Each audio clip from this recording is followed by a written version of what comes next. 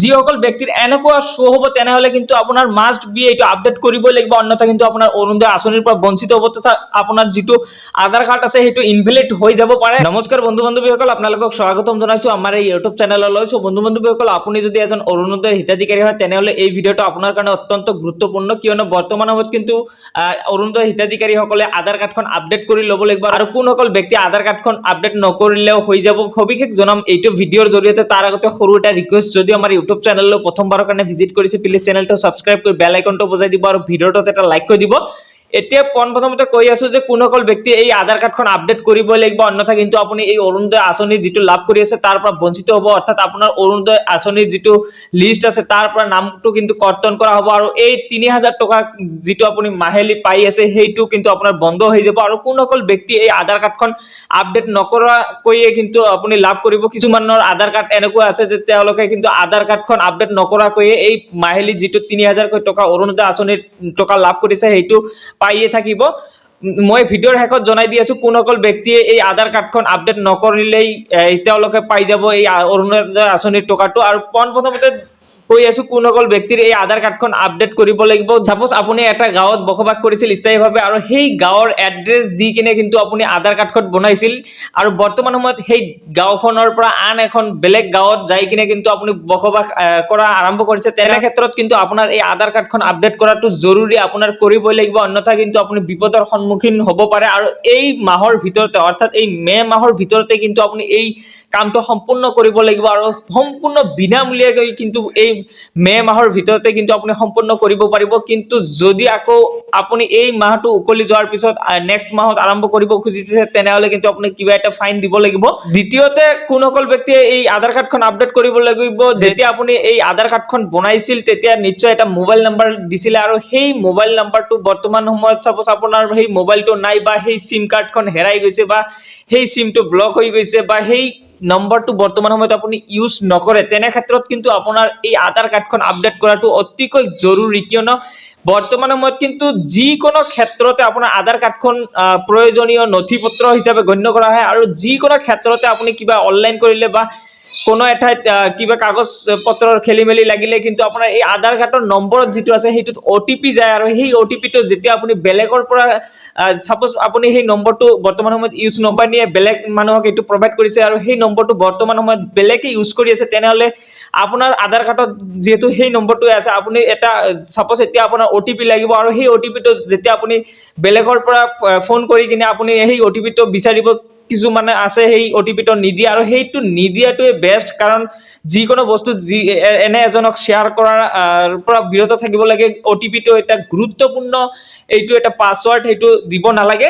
So সেইকাৰণে আপুনি অতি সোনকালে কিন্তু এই মোবাইল নাম্বাৰটো যদি আপোনাৰ এনেকুৱা খেলি মেলি হৈ আছে তেনে ক্ষেত্ৰত আপুনি আধাৰ কাৰ্ডখন আপডেট কৰি ল'ব লাগিব। আৰু 3 নম্বৰত যিটো মষ্ট ইম্পৰ্টেণ্ট আৰু এটা কথা হ'ল, যেতিয়া আধাৰ কাৰ্ডখন বনাইছিল তেতিয়াৰ ফেচ অৰ্থাৎ আপোনাৰ তেতিয়াৰ শৰীৰ আৰু বৰ্তমানৰ শৰীৰটো মেচ নাখায় বা ফটোত ক্লিয়াৰলি দেখা নাযায়, আপুনি সেই সময়ত শকত আছিল বৰ্তমান ক্ষীণ হৈ গৈছে একেবাৰে, ফটোৰ লগত আপোনাৰ আধাৰ কাৰ্ডৰ ফটো যিটো আছে সেইটোৰ একেবাৰে মিল নাই, এনেকুৱা অৱস্থাত কিছুমানৰ আছে, তেনেকুৱা ক্ষেত্ৰতো কিন্তু আপোনাৰ আধাৰ কাৰ্ডখন আপডেট কৰিবলগীয়া আছে।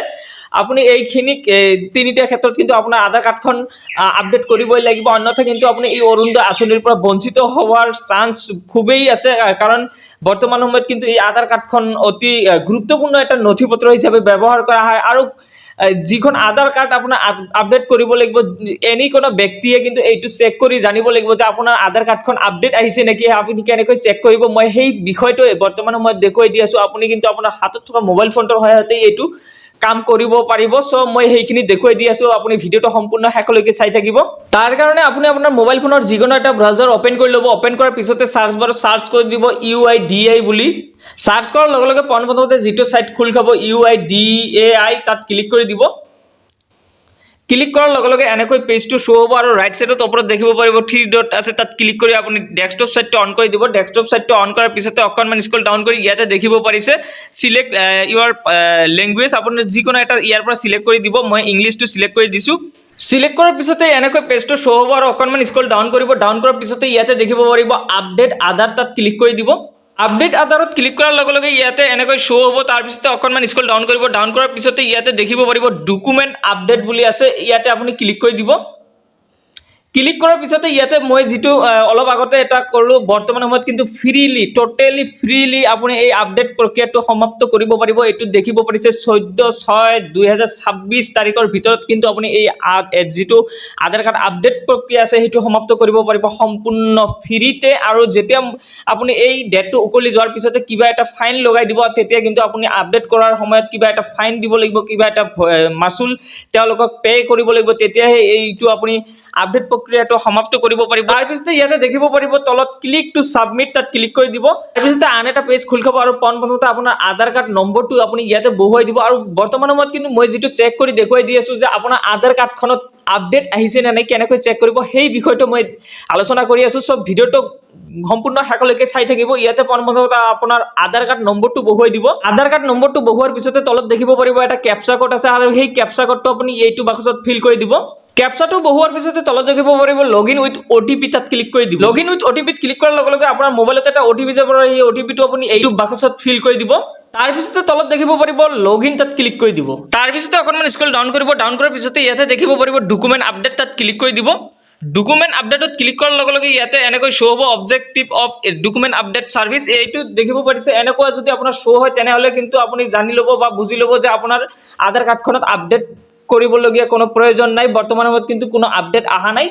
আৰু যিসকল ব্যক্তিৰ এনেকৈ ৰেড কালাৰৰ শো হৈছে your Aadhaar needs document update, kindly check here to upload your proof of identity and or proof of address documents. যিসকল ব্যক্তিৰ এনেকুৱা শো হ'ব তেনেহলে কিন্তু আপোনাৰ মাষ্ট বি এইটো আপডেট কৰিবই লাগিব, অন্যথা কিন্তু আপোনাৰ অৰুণোদয় আঁচনিৰ পৰা বঞ্চিত হ'ব তথা আপোনাৰ যেটো আধাৰ কাৰ্ড আছে হেতু ইনভ্যালিড হৈ যাব পাৰে। সো আপুনি ইমিডিয়েটলি কিন্তু এটা আপডেট কৰি ল'ব। যিসকল ব্যক্তিৰ এনেকুৱা ৰেড কালাৰত দিয়া থাকিব ইউৰ আধাৰ নিডছ ডকুমেন্ট আপডেট, ডকুমেন্টটো আপোনাৰ আপডেট কৰিবই লাগিব। ইয়াতে এনেকৈ ৰেড কালাৰত শো হ'ব যিসকল ব্যক্তি তেওঁলোকে কিন্তু এই ডকুমেন্ট আপডেটটো কৰিবই লাগিব।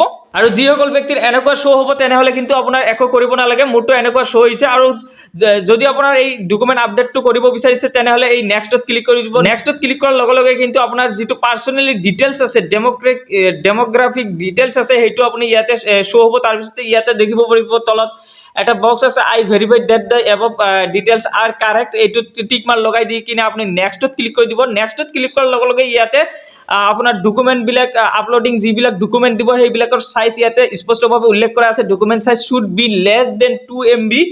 Support file format are JPEG PNG and PDF ফরম্যাটত হ'ব লাগিব। এইখিনি আপুনি প্ৰথমতে মিলাই লৈ কিনে কিন্তু এইটো এপ্লাই কৰিবলৈ ধৰিব। Upload proof of identity document আপুনি ইয়াতে সিলেক্ট কৰিব পাৰিব যিটো ডকুমেন্ট আপুনি দিব বিচাৰিছে ইয়াৰ পৰা আপুনি দিব পাৰিব।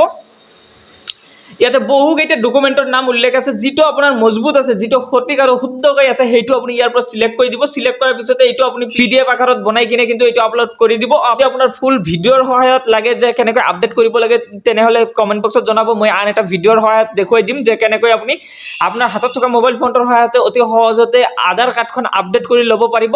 সো এইখিনি আছিল আজিৰ মূল ভিডিও। যদি ভিডিওটো ভাল লাগিছে আপোনাৰ বন্ধুবৰ্গলৈ শ্বেয়াৰ কৰি দিব। যদি চেনেলত নতুনবাৰ কাৰণে আহিছে চেনেলটো সাবস্ক্ৰাইব কৰি বেল আইকনটো বজাই দিব।